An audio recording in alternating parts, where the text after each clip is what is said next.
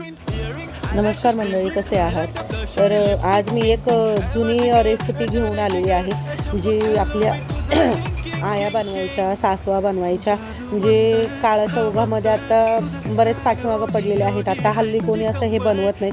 आणि जुन्या बायका ज्या होत्या त्यांची ते ह्या रेसिपीला पण एक छान अशी म्हण दिली होती की उडदाचं घुटं आणि सांगू नका कुठं, असं पहिलं जुन्या बायका बोलायच्या एक 15-20 वर्षापूर्वीचं. आता कोणी करत पण नाही आणि हे पण नाही. हे आता तरी मिक्सर वगैरे आलं, त्याच्यामुळे मिक्सरला दळून वगैरे आपण डाळ बनवू शकतो. बट पहिलं तर लिटरली माझी आई म्हणा, माझी सासूबाई म्हणा, ह्या सगळ्या जात्यावरती हे सगळ्या डाळी दळून मग त्याची भाज्या वगैरे बनवायचं.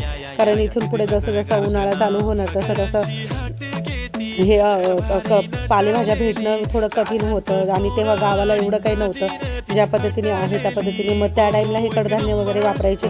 आणि थंडीच्या दिवसामध्ये पण कडधान्य खाल्लेली खूप छान असतात. त्यातल्या त्यात उडीद आपल्या शरीरासाठी तर खूप चांगलं पौष्टिक असतं.